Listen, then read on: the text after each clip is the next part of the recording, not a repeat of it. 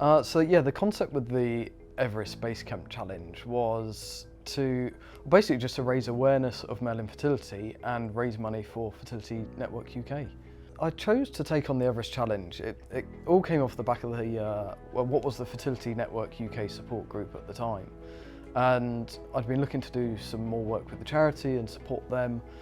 And I'd seen on their website that they did this challenge to Everest Base Camp, and it was something that had been on my mind for a little while. I was like, actually, that'd be quite a cool thing to do. And then we were running the support group, and I was like, okay, look, I really want to do something to raise some money for the charity. I really want to raise awareness of male infertility. And, you know, I guess it was go big or go home. So it's like, right, let's do this. Let's go for a big challenge, something that's going to get a lot of awareness, a lot of publicity. And I think, you know, this wasn't why I chose that challenge, but I think there is a lot of kind of synergy between climbing a mountain and a long endurance kind of event like getting to Everest Base Camp and fertility as well. You know, you just got to keep going, one foot in front of the other.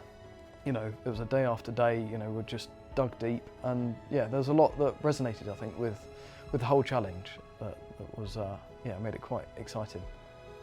So yeah, it wasn't just me. There were 4 of us in total, and you know, at one point we had, I think, 12 or 13 guys signed up. But the nature of fertility was, you know, some of them amazingly went on and got pregnant, so they didn't want to, you know, leave their newborns, and others were going through fertility treatment. So in the end, it was only 4 of us.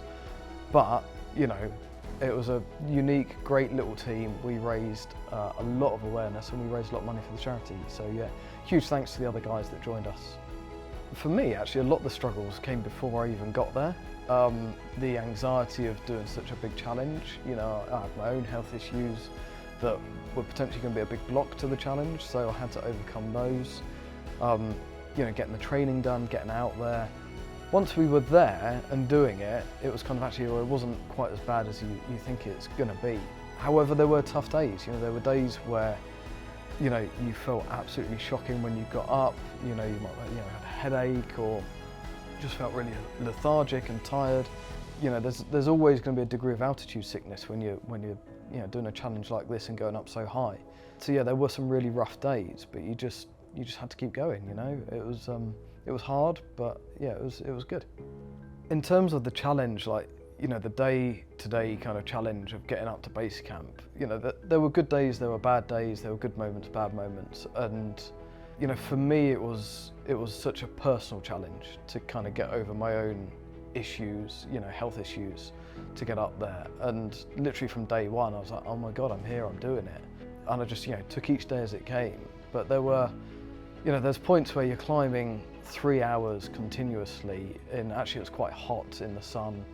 You know, you're short of breath, and it's just like, okay, I've just got to keep going. In terms of kind of the motivation, I guess, was, you know, knowing why I was doing it. You know, I was there for all the other guys out there that, you know, are struggling with fertility challenges or any challenges, you know, mental, emotional, other health issues.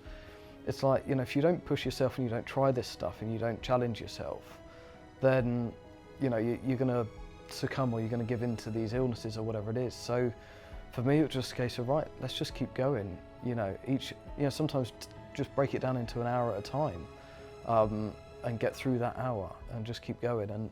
And you know, we had a lot of support before the trip, and we were lucky that we could get Wi-Fi and kind of connect to social media.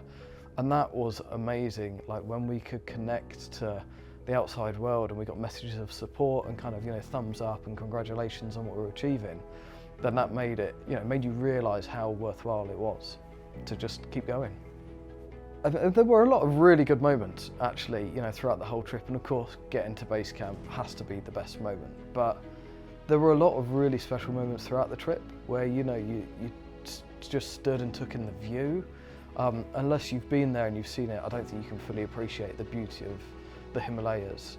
The people, you know, the people on our trip that were supporting us, the guides and the Sherpa were all amazing. But yeah, that kind of sense of team spirit that we had amongst the whole group, because we were actually about 20 strong group, but amongst the 4 of us that were there for that fertility challenge was, yeah, to make it to base camp. And for us, I think, you know, to raise that infertility flag and stand on that stone that's got base camp written all over it was a truly magical moment, and I think for me, on top of that, was then getting back to one of the stops later that evening, I think it was, or maybe the next day, and again connecting to social media and say, look, we've done it, and the messages that came in. So you can see, I get really emotional about this.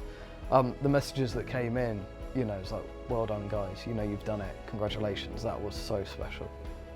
So the end result of the trip was that we raised in excess of, I think, £13,000 for the charity, which was absolutely phenomenal. The four of us were so chuffed with that. I know a couple of the guys want to go on and do some more challenges, and that kind of side of things will carry on, I'm sure. And I'm sure there'll be something else that we'll do in due course, through infertility or maybe through testhim and myself. What was really magical for me recently was attending the fertility show, and the number of people that came up to me, some of them that I've never met and didn't know, said, "Oh, Ian, congratulations on achieving, getting to Everest Base Camp." I'm like, wow, thank you. Realising how many people we reached with that campaign has been, so valuable, and such a joy to have spread that message and, achieve what we've set out to achieve, raise that money and raise awareness of male infertility.